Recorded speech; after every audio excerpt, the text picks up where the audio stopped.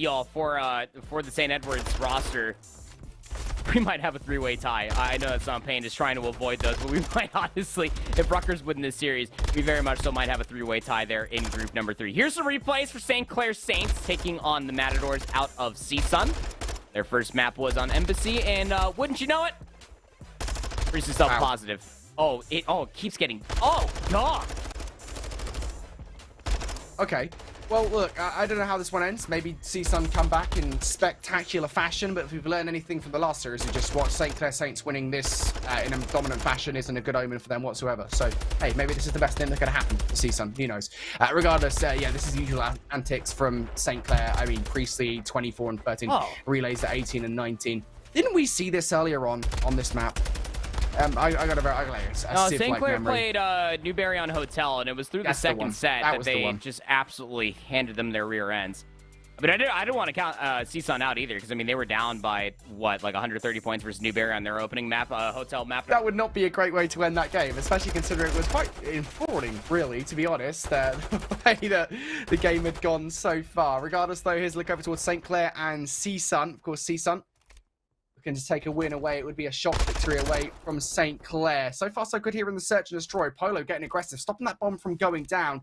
Completely flipping this round on its head. St. Clair, they're feeling shaken. Blaze, is he shaken enough? Oh my God, Polo is just confident. That's all I can say. Look, I mean, if you're looking for a lot of success of what CSUN had versus Newberry, it was all really thanks to Polo. Need some of that plus some more. 20 seconds remaining inside this round. They know exactly where Relays is located at. That Silence about to be running out. He's got attack. At the moment he just chows out from the statue side, he is dead. Yeah, I don't even know what I'm looking at anymore. He's going to break his right stick. That was a round. Polo did a lot. That's it. That's my recap. I'm a color now. Nice. Proud of you. I'll do play-by-play for this upcoming round. You got it. Go ahead. Oh dear. No, we can't do that. We'd break the multiverse. No trust that I can do play-by-play. Can you believe this? I know. I've trust that you can do play-by-play. I don't have trust that I can do color. Oh, okay. Yeah. That made me feel confident. Did I boost your ego? Not really. Okay. Anyway, here we go. Round number 4 between CSUN and St. Clair. This has been an excellent response thus far, and it seems to be getting even better for CSUN and for Torment specifically, who finds himself now on 4 in a row. Has yet to die through 3 rounds worth of play. 2 more kills unless he's on score streak, so we'll garner him a cruise missile. St. Clair still have control of the A control zone inside of the gallows, or the A site, sorry. They're going to try to reflip this through munitions, are the Matadors, knowing damn well that that A site is not theirs. Yeah, it's a bit of a weird choice, right? Because you kind of have that itching feeling that if you don't have control of A, in any other S&D map, maybe not Mikado, you go straight towards B. That's not really an option on Fortress. You don't have map control. If you take down Blaze, you might. That's a big gamble to take. And that seems to be the play call. They seem to be playing around the idea that somebody's watching the mid-map. It's just finding out where.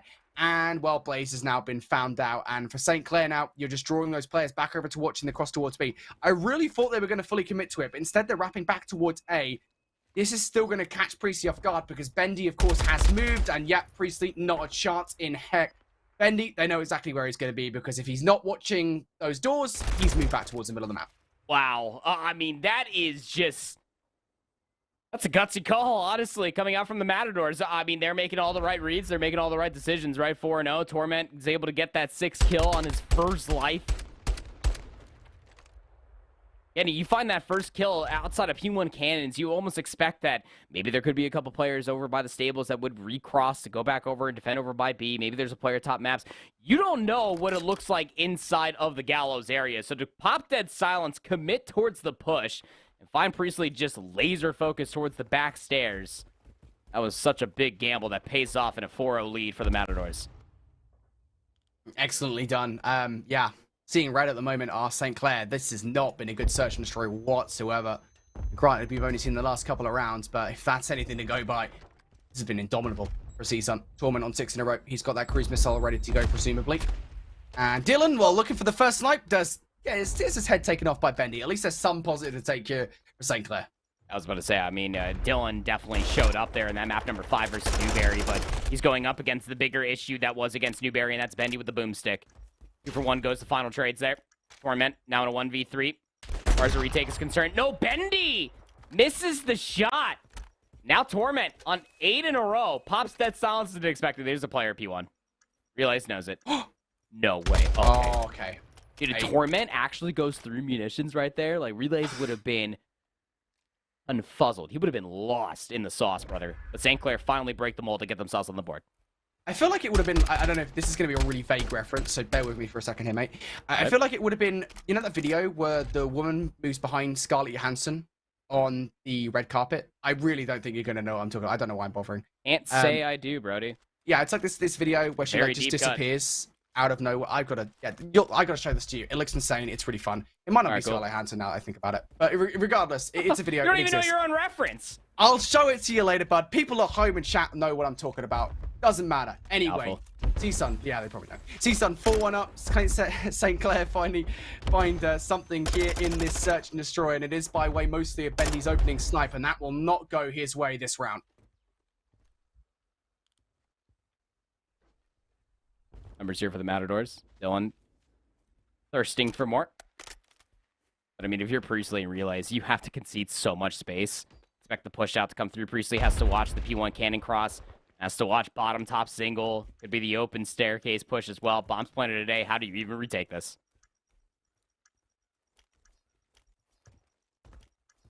You don't, I think is the answer to that question, mate.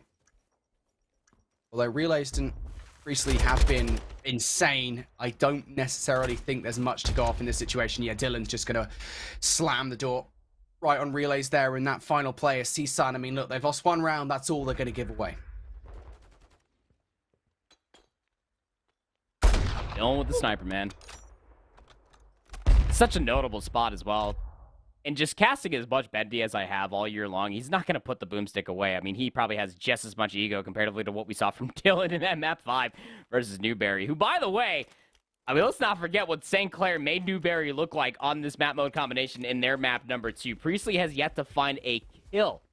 6 rounds worth of search and destroy play. Torment has died once, still has that cruise missile. How about this from St. Clair? They're fed up of hiding away from CSUN. Gonna get the bomb down straight away on towards A. As you say, that cruise missile is still ready to go for CSUN if they do want to utilize it to try and stop this bomb from going down. But the trophy system is actually not going to be there, and that nade will certify such an outcome. Doesn't matter though, the bomb does go down, and that is a great escape made by Priestley.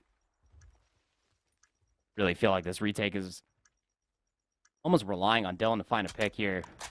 Blaze is laying down close. I think Dylan's aware of it. Torment's able to find Priestley. That's over by the street side. When you're running out of time to make this retake happen. And everybody's going to do it. It's going to be Dylan with the sniper rifle. Again, though, it's this back positioning that's so indomitable for teams. And as Relays goes down, I don't know if Bendy does this. Yeah, cannot get any more than that. All that Ruben needs to do in that situation is just take him down through the window. That is exactly what happens. What a search and destroy for CSUN, right? Just absolutely insatiable to respond like that in a 6-1 fashion. What did I say when we were watching the Embassy replay, mate? What did I say? Winning Embassy by that kind of scoreline? We've already seen it earlier on with our earlier series between Rutgers and SEU. Does not make a difference. All right. It's a thing. Is it? It is a thing. It's not a thing. Like it's like your money rotation thing? Like you're just trying, like... No, that is a thing, all right? Let's not... No. Let's not get it twisted, buddy, all right? That is a thing, okay? Okay, all right, it's a thing. All right, Jesus. Put the digital gun down. Don't mess with 3 AM me, all right? Don't do it. I mean, I think it's a big moment coming through from the Matadors regardless, because, I mean, if there's one thing that we always know about St. Clair is that their search and destroy is definitely something that you can write home about. It hasn't been lacking them for sure. They are obviously a very good hardpoint team.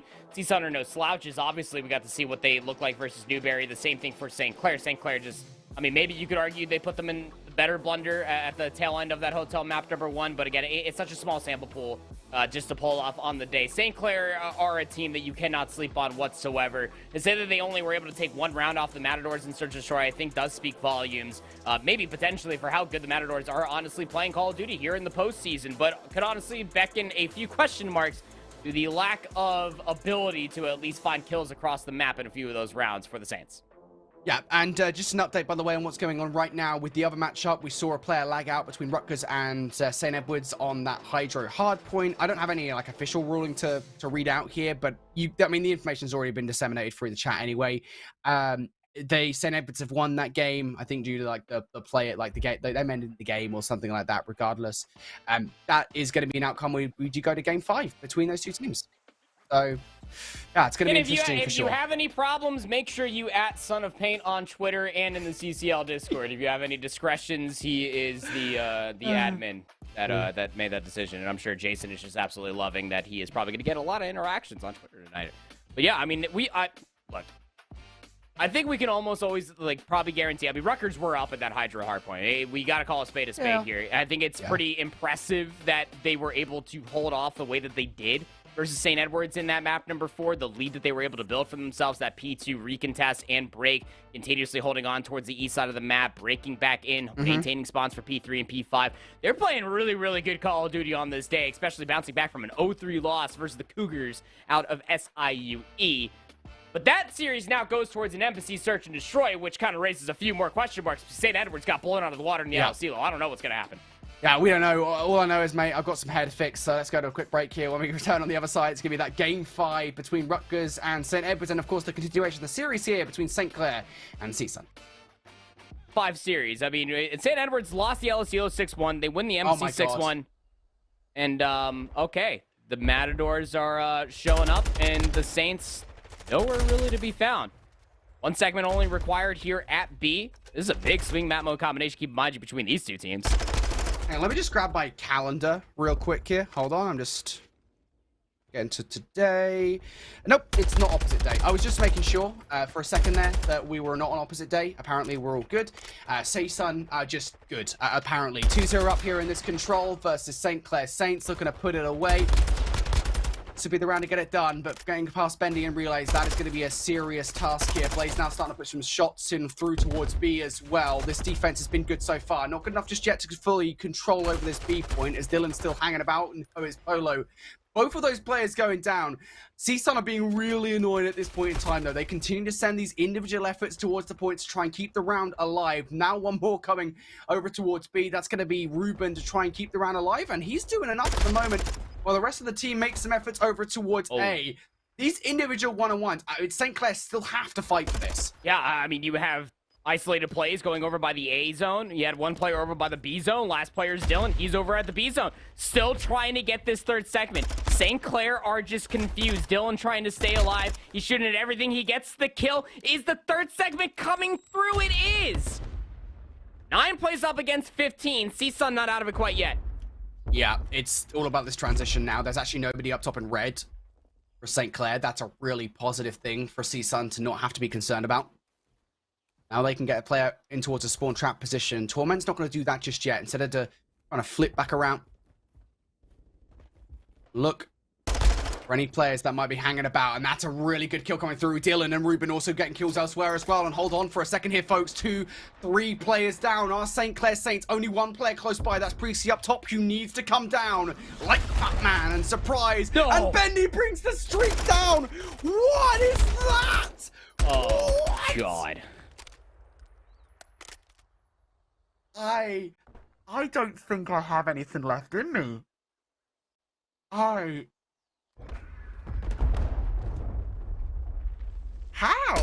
Off of that round 5 nade. Round 4, I don't remember, on the embassy from Jayhem to the streak. Not the streak that you're looking for. I mean, it's a great play call. You gotta try to get them off of the A control zone. It could have been some form of miscommunication that comes through, that Precy was pushing through the top barbecue area. Yeah. 3-0 though? I mean, that is just dear, uncharacteristic to say the least, that the Saints out of St. Clair just get completely mollywopped on a control like that. A game mode of both hybrid objective and respawn as well. This is just off of losing that Fortress Search and Destroy. 6-1. What are these Matadors on right now? Ever since that Fortress Search and Destroy, ever since the Mercado Hardpoint in their previous series versus Newberry, they've been hidden differently. I'm telling you, dude, it's the Embassy hardpoint loss. I'm telling you, we're currently on course for a lead for CSUN in this next hardpoint. A player will lag out, then we'll go to a game number 5 and St. Clair will win. That's what's gonna happen. Okay.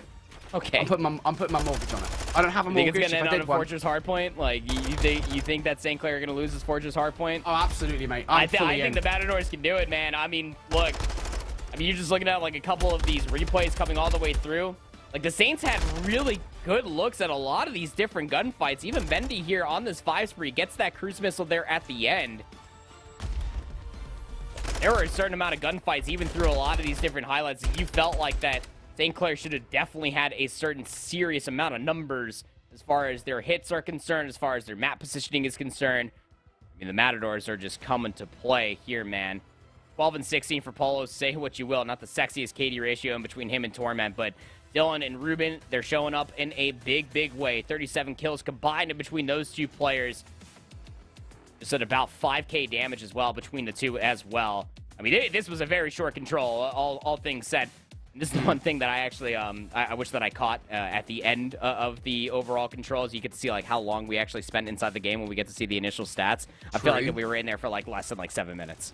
Yeah, because it's like, I think, well, we have, like, damage per round as a stat, but, like, kill per minute is actually a really important stat when it comes to control, right? Because sometimes, like, your overall kills can be puffed up by how many rounds you actually play. So, like, kill per minute could be a really important stat. Obviously, we don't get that unless we have dedicated stats, which we do to a certain extent, but we're not going to get that immediately. So, here's the situation, folks. CSUN, they're 2-1 up now versus St. Clair Saints, but we've seen a situation not all that dissimilar to this one on another match that just went down, and it didn't go in favor of the team that were 2-1 up. So, who knows how this one's going to end? All I know is, mate, we've got a break coming up, and we're going to go to it. See ya.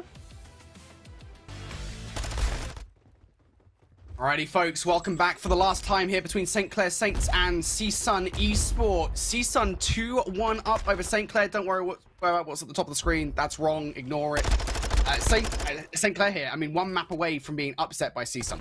Yeah, and again, for all intents and purposes, because Newberry is fully eliminated, this is the battle for first seed coming out from their respective groups. So there's a lot on the line here when you're thinking about the potential opponents that are going to be on the opposite side of the group for you. We'll have to see if St. Clair can push it to a map number 5. Starting off on at least the favorite side of the map might not mean too much. So a lot of battle to have for yourself in the middle of the map. Post spawns at least there for St. Clair. It's going to be a big battle through these open archways and to maintain our control. Oh,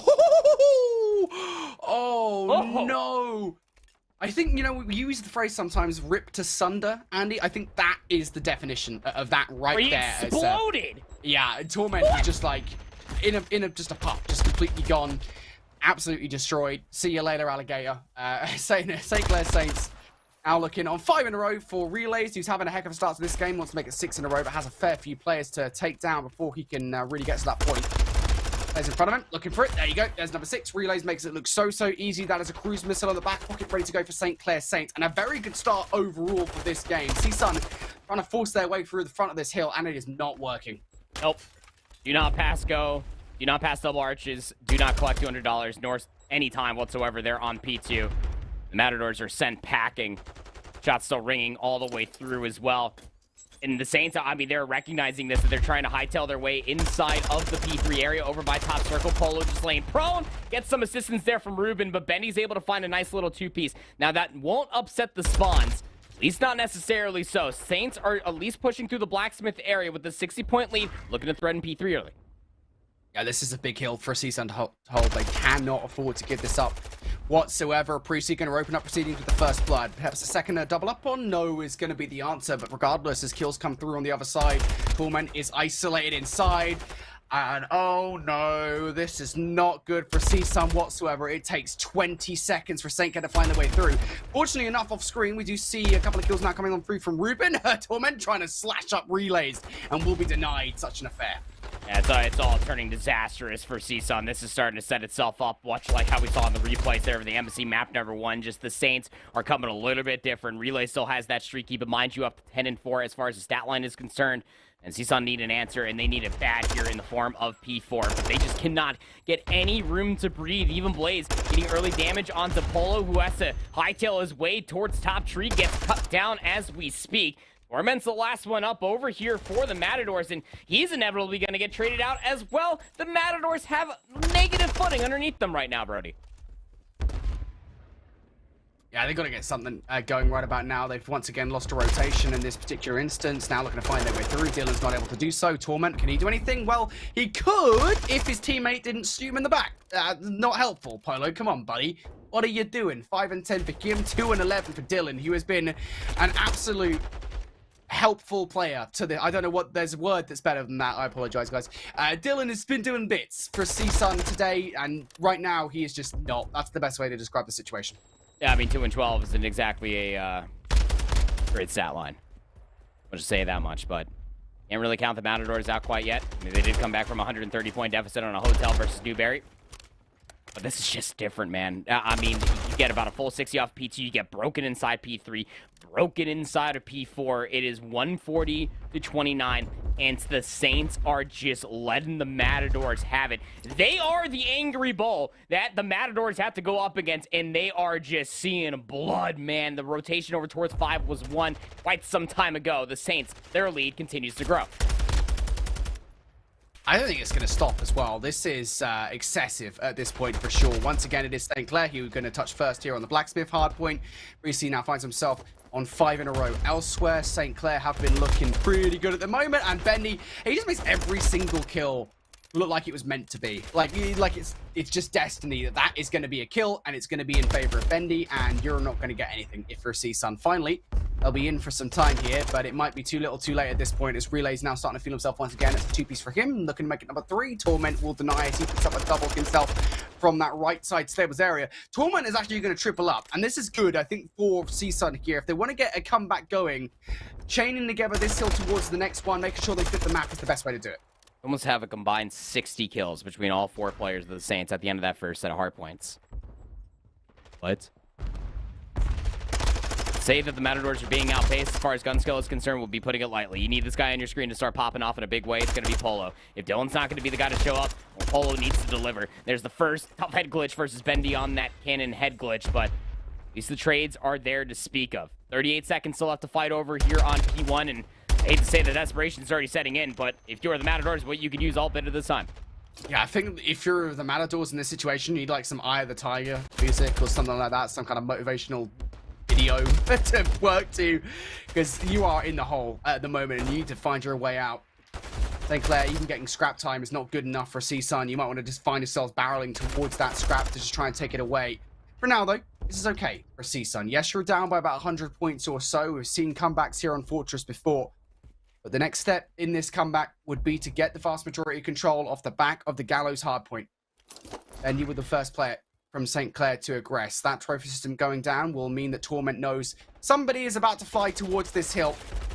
The question becomes, how ready is he for this one? Dylan elsewhere is going to pick up a couple of kills. That's going to be, I think, 5 in a row for him before he goes down. Relay's attempted to make his way through, but will get cut down short. So CSUN on the initial have held.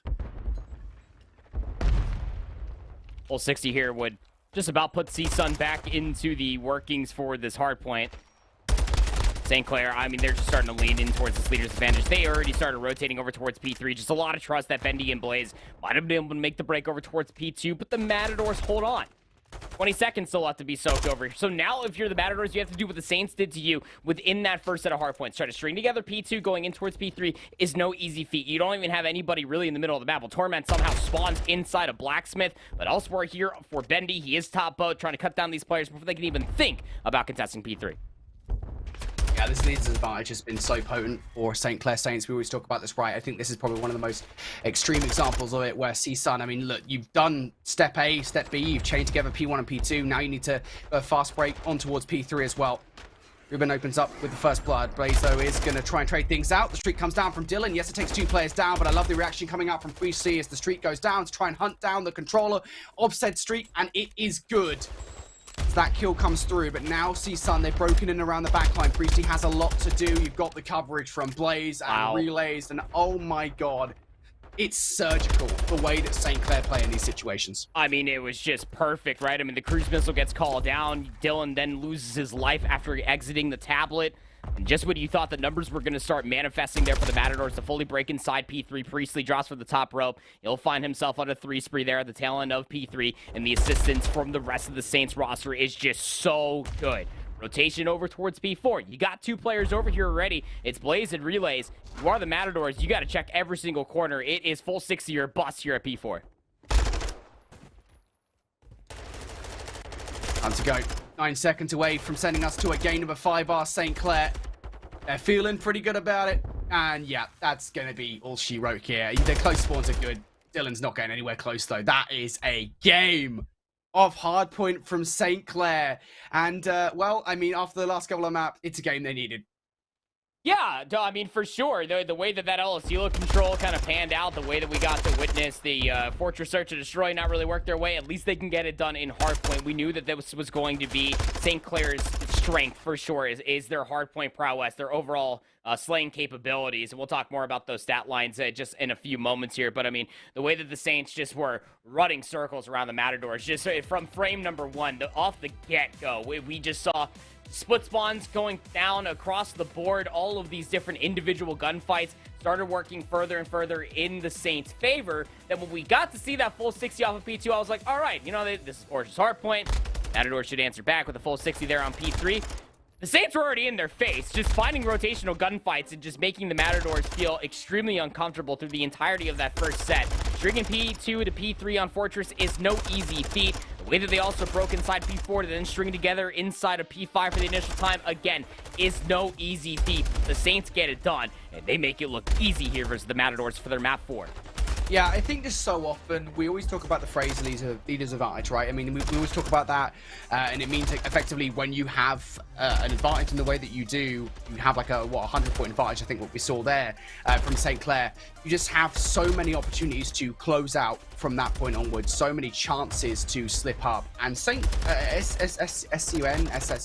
I can't speak English right now, CSUN, Esports. I mean, look, they did what they needed to do on a couple of key rotations. P1 to P2, I think, was a big one for them. Step 1 was good, but I think just past that point, delivering on getting back in towards the game was just way too much to ask. I think it was just too much to ask, generally speaking. I've only ever seen one Fortress hardpoint comeback like that, and it was like, I think it was Noctum Esports in Challengers Elite. That was the only time I've ever seen anything like that. It's just not going to happen.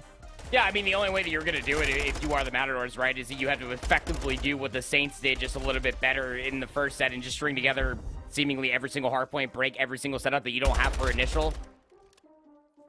I don't think, yeah.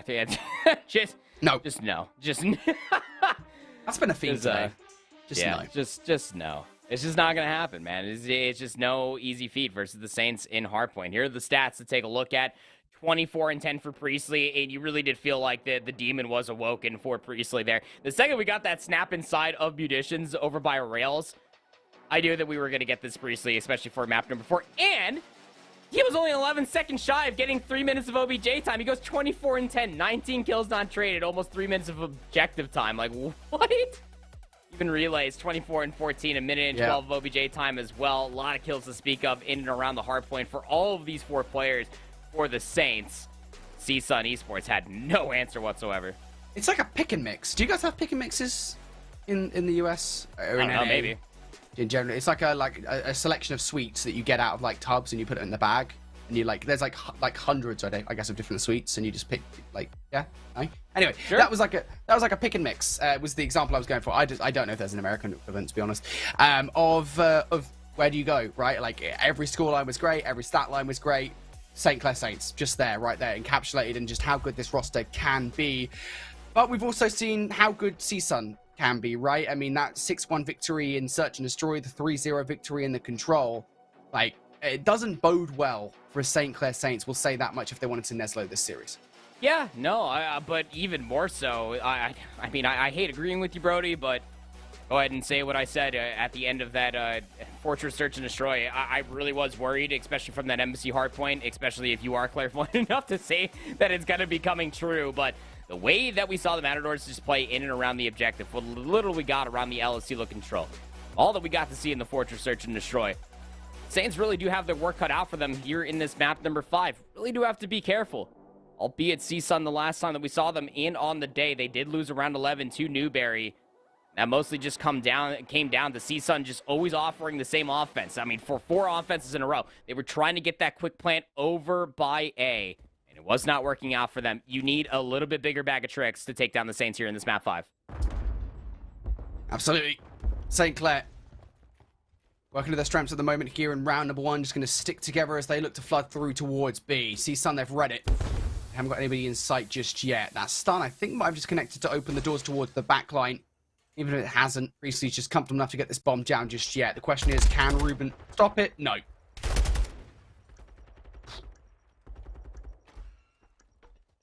Retake is mostly going to have to be a pinch, but by the time that you just think to act, Bendy's already top valet. This round is all but over.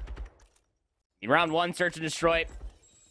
You never played COD. You ain't got no field upgrades, no dead silence, no trophy system, so I love that call that's coming through from the Saints. Just bull rush your way, send most of your numbers all the way through the restaurant, overwhelm any opposition that you run into through line, over by pantry, whatever the room may be, and just rely on Bendy just to be able to get that pinch in towards top valet. By the time that the retake was starting to come on, Bendy was already in that power position, just gun 2 from the back.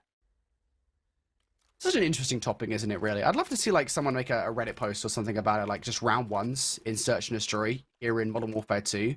Just because, obviously, again, you don't have those field upgrades, so, like, what the variety of different strategies you can see because they're so different from everything else. Interesting. Love to see that. Regardless, St. Clair going to win that one with ease. Bendy, a big reason for it, of course, is that late flank coming on through, the flank of a flank. Now in towards this defense is a very heavy defense over towards A. That is the right call to make. Sure is. Not going to be a fast plane here, though, for the Matadors. They're expecting for a pick to come all the way through. Blaze is watching this cross on the Fountainhead glitch, has some assistance here inside of couches by way of relays, and there comes that first engagement. Blaze has just been sitting here holding his irons. He has not moved. Feeling comfortable enough to get this bomb down. Well, that's a bit too much confidence, as Bendy will punish off the back of that with a headshot. Bomb now slapped down on site. This is going to be a tough one for Ruben and Torment to retake, especially considering the fact they don't actually have numbers in the situation. Torment is going to give them the numbers, though, now making a 2 versus 2. Bomb still needs to get recovered and planted. Blaze relays. They're unaware of this fact. So Torment's going to be able to recover that bomb. Has the overwatch there from Ruben. Bomb will go down. Retake is on.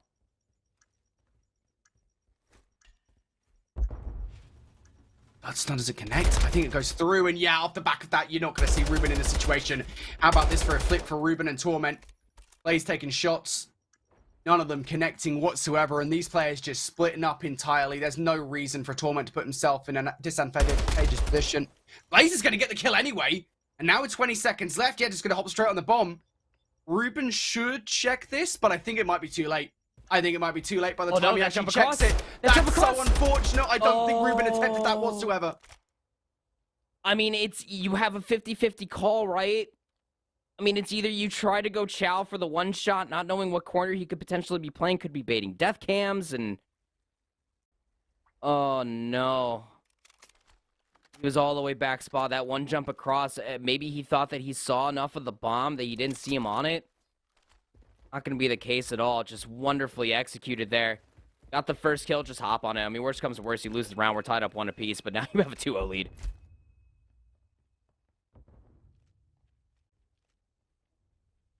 What a start it's been for Bendy and Blaze. 7-1 between them. I'm going to get past Polo. He was in the position, as we said, the world's strongest television. Will hold up Polo there momentarily, but it's going to be Priestley and Bendy now. Trading things out in favor. That's not gone how CSUN wanted it to. 2v2 retake. Gonna have to be pinched. 1 side door, 1 on the back door. Dylan's gonna be the first up. Bendy's already holding the angle. Dylan peeks in. Bendy putting the shots out. That Semtex goes at the wrong time, but it's going to be a stick on towards the ankle. Now Priestley knows where the last is as well. He swings across to the bomb just to check. I don't know what he was checking for. Maybe just a little bit of uncertainty there in the play, but it doesn't matter. We are certain they're now 3-0 up. Yes, they sure are. And again, they go back to that round 1 strategy, this time backed by way of field upgrades. Trades did come through. Bomb being planted regardless just becomes so much more of a a head scratcher, if you will, Brody, on how the hell am I supposed to get inside of the site. Utility, maybe, but doors constantly being closed in your face, spam shots coming through the doors, back and side door in between. You're really just feeding more information on where the Saints need to be pointing their iron sights up to next. 3-0 lead here for the Saints. Matadors really need this round. Yeah, just to get something going, some momentum in your favor. This has not gone at all how they wanted it to. Finally, Ruben going to open up proceedings with the first blood here on towards relays. Now they've got kind of the pick of the crop as to where they want to go. It's St. Clair. Not a lot of control over either of these sites, to be frank. Not a lot of control over the middle of the map either, but maybe they'll garner that by Priestley picking up a kill versus Dylan. And if Blaze gets this kill versus Polo, I'm out. Unconfirms. Blaze is still here. Semtex will take down Polo. We'll be seeing you, Brody. 2v3. Bomb needs to get recovered. The only difference this time around here is that Bendy has the sniper. He's watching all of this. And confirm that the bomb is still here. Nobody's on it quite yet. There are just so many things you can do in that situation to make sure this doesn't happen. Trophy system is one of them. Making sure you cover bottom bedroom is another. But now they've got to work with it anyway. Ruben and Torment, they've already pulled off 1, 2 versus 3, almost. Now looking to properly finish off this one. And they're on the hunt for Priestley. He was just completely run away. Just trying to bait these guys out. After all, St. Clair on defense. And Priestley's like, hey, Torment, what's up, buddy? See you in the next round, mate. Ruben now in a 1 versus 2. He's going to try and plant the bomb. And he's actually going to get to do so because they think he's gone towards the other side. I mean, again, it's just such a weird call. Ruben and Torment tried to chase the kill rather than just try to reswarm and at least clear all the site where the bomb is located at. But now Ruben's in this 1-for-1 corner. He has to catch both these players by surprise. They could double up, to be fair. If he manages to get the first, nope. Oh my God. Oh, that was crispy. Oh my. I don't even know if we were allowed to show that. But the game's going to give it to us anyway for the final kill. I mean, there's just, Bendy just snapped on him. That is just absolutely absurd. St. Clair with a 4-0 lead. They had numbers advantage. Almost gave away a free 1v2, 1v3. Even more so than that, the Matadors just have zero answers on how to deal with the Saints. Not only just finding these first bloods, but when they are in those 2v2s, when the objective is dropped on how to recollect themselves to even try to get a good shake on a round win. Indeed. Recent now on 4 in a row. I don't think it matters individual statistics at this point in time. Trades towards Ruggs, would you believe it? It's St. Clair who come out on top. Priestley hasn't died. He's now on 5 in a row. If he gets this cruise missile, this game is over. And getting inside this B side just feels so easy for the Saints on being played down. Relays actually gets caught out top valet, so an avenue is available for the Matadors to try to work their way back inside the site. Remember to jump up to try and outplay Blaze in the situation. Blaze is getting shots into both of them. Needs the help of Priestley inside sight. Again, Priestley wants this 6th kill, and that would be the priority given the fact that 4-0 up. Torment firing shots across, and there it is. Off screen it happens. Priestley with a kill on towards Ruben. Torment now in a 1 versus 2. Gonna take Priestley down. Again, doesn't matter. Priestley gets that kill, but now 18 seconds left. Torment, you've got to go right about now and just cannot get it done. The snaking is too strong for them there. And St. Clair, they're on map and series point. Yeah, they are marching their way towards a very steep margin as far as the round count is concerned here in the Hotel Search and Destroy, and putting a lot of hopes to rest for CSUN. The Matadors just unable to answer with anything to do with this B execute that continuously comes through for St. Clair. Whether it's stuns, nades, I don't care. Something has to stop them from pushing through Restaurant as quickly as they have been. They got to get through an offense round first.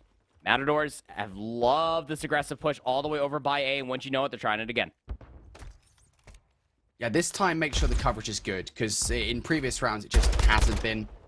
And then that, all right, well, look, things were going well. Bendy was putting some Terminator-esque shots in towards the player on the bottom, the plant area in the form of Polo. And the nade just follows up and it doesn't look good. You know what, Polo felt really bad for him. He was just like, you know what, you can have me. Such a nice guy. 3v3 for the retake. 27 seconds left to do it. And this post plant is all the way to the backside of P4. 2 players strong as Torment watches the flank. Ruben going to be weak here. coverage, I was going to say, from Dylan. It doesn't matter, the Ruben ends up getting a PC anyway.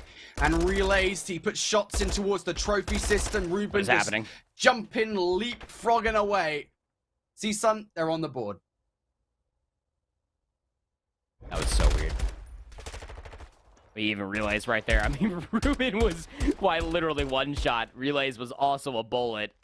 That he had that kill on Ruben. If he can get that kill and maybe try to reposition, had a good look for the second, may have had an opportunity to try to close out that round, but 3v3, post-plant is the majority in the back.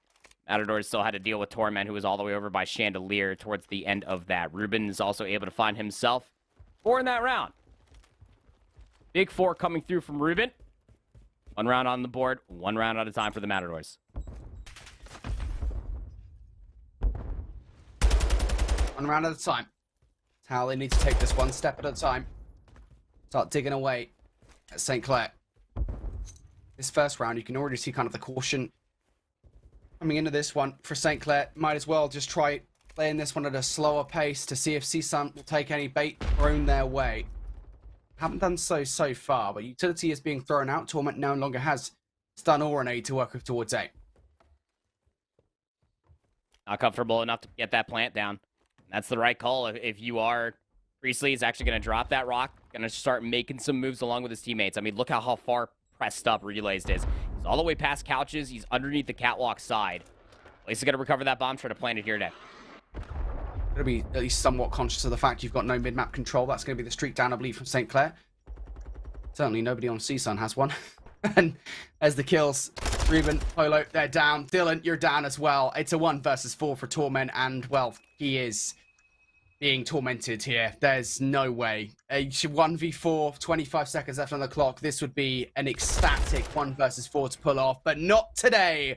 St. Clair Saints go marching on as they look to top this group going in towards the next stage of the LAN qualifiers. Yep, just confirmed themselves as the #1 team as far as Group 4 is concerned. I mean, probably felt a little bit more pressure than they wanted, especially losing the control on map #2 the way that they did. But they answered back in kind, Brody, taking both hard points just as devastatingly as they did. And not to mention the 6-1 win here in the Hotel Search and Destroy, proving that they are the #1 team here as far as Group 4 is concerned. Even more so than that, again, the runner-up as far as their region is concerned as well. The Saints get themselves back over towards LAN. The job's not done yet. Still got 1 more day to play. Still got 1 more day to play, mate, and that's where all the interesting matches, like I said, we've had a lot of interesting matches today. Let's say that much, you know, especially with all the storylines between the St. Edwards matchup and then this one as well. Like, the last couple especially have proven pretty fun to watch. But as we go into that second day of action, that's where things are really going to kick off between all of those teams. Because as we said, it's a one and done. You got to win these next matchups to qualify towards the LAN. But here's a look over towards the replay package for this game. It was a St. Clair slideshow. Honestly, mate, if you guys were ever looking to see some good Call of Duty players, just watch this replay package. Yeah, I mean, again, it's just the overwhelming decision-making that came through from the Saints. And to be completely candid with you, even in that final offensive attempt, CSUN were minorly still set up for that B execute. That if the Saints did that same B execute that they got away with 4 offensive rounds in a row, they probably would have been able to get it there at the final 1. Even more so than that, it just more or less questions what CSUN were even trying to adapt when it came down to their offensive attempts, because it's not like the Saints were throwing too many wrenches in the system. There was a lot of standardized setups coming through. It just came down to those gunfights. Again, those first bloods were very potent, albeit St. Clair did their damage to force out a 2v2 in very awkward situations when that bomb was planted over at B, when that bomb was dropped over by A. Undeniable as far as first bloods and open engagements are concerned. Bendy finishes 10-4, 7-3 for Priestley, 6-3 for Blaze. They all turned up in a massive way. Any one of these 4 players you can really pick and choose at Fortress Hardpoint and that Hotel Search and Destroy, proving the point why the St. Clair Saints are the #1 team out of the group. Absolutely. It has to be said, right? This St. Clair Saints roster are a real threat. Yeah, all right, they didn't get through via the regional playoffs, but at the end of the day, they're still a really good team, and you cannot take that away from them, especially with their propensity to clutch. I mean, you went down in the way you did in this series. I think in most teams, I certainly would, you certainly would, Andy, just fall apart. You know, you go 6-1 down in the search and destroy, 3-0 down in the control. That's a really tough thing to bounce back from. And the way they did for the final couple of maps, man, St. Clair deserve a real hard, nice, well, soft in some ways, I guess, pat on the back for the way in which they commanded this series towards those final two. Yeah, and look, honestly speaking, for the Matadors, that's now back-to-back map 5 series. You eliminated Newberry, you took St. Clair to a map number 5, and you beat them 3-0 in an LSU control and a 6-1 on the Fortress Search and Destroy. Again, I did not have that on my bingo card, Brody, but it is a good look coming through for the Matadors. Again, the number 2 team then has to go face off against the number 1 team in the opposite group. So honestly speaking, the way that things might shake out, either in between SIUE and St. Edwards, I think that the Matadors, honestly, they got my vote of approval. They really showcase a lot of good bright spots as far as their game plans are concerned. Yeah. Their slaying prowess is obviously there as well. It's just about finding the consistency versus these top teams. They can absolutely find themselves a potential avenue to get to LAN. Yeah, I will say this much as we go towards the groups. I think St. Clair don't have an easy ride, regardless of which of those two teams you face, right? I mean, SIUE and St. Edwards have both looked formidable in different circumstances. Granted, St. Edwards did just have to really fight tooth and nail to get past Rutgers and then get a little bit of luck on their side as well. But you know what? They got through them anyway. Here's a look over towards the groups then. As we said, Farmingdale State, Mars Hill, they top Group A and B respectively, with the State Aggies and Davenport coming out in second place. So they survived through to the second day of play. And then, of course, with St. Clair and CSUN moving forward out of Group D now, all that we await is to find out the order of which SIUE and St. Edwards are going to make it out of Group C. That means our matches are FFC versus Davenport, Mars Hills versus State Aggies, CSUN versus the first place out of Group C, and then St. Clair versus the second place out of Group C. Honestly, I don't know which match to pick as my favorite. So far, though, that Mars Hill versus State Aggies one, that looks really good, mate. Yeah, I think it's also going to be a really good proving point, especially for the Davenport Panthers. Let's not forget about how they were finally able to beat the Saints from St. Clair, going through the regional playoffs, and then unfortunately lose to them in that lower final. I think that Farmingdale matchup might honestly be a really good one for Thrax and the boys to really see how they do stack up against some more very strong teams. So, I mean, there are no bad matchups as far as everything is concerned. Again, started off with 200-plus schools at the beginning of the year. We just have to whittle our way down to 8, and the weekend is coming down to an abrupt conclusion to see what 8 teams we're going to have in full for that LAN at the end of the year. Yeah, and as we always say, right, LAN is a very different environment. You might well get an entirely different set of teams here come that LAN. So while, you know, we might well have just the 4 top teams coming out of the regional playoffs, they might still not be the 4 top teams coming out of that LAN towards the end of the 2023 season. Who knows, man? It's going to be a great final day of action, though, tomorrow. Make sure you guys don't miss it. We'll be back tomorrow with more CCL to put those final 4 teams in LAN. Until then, we're seeing you.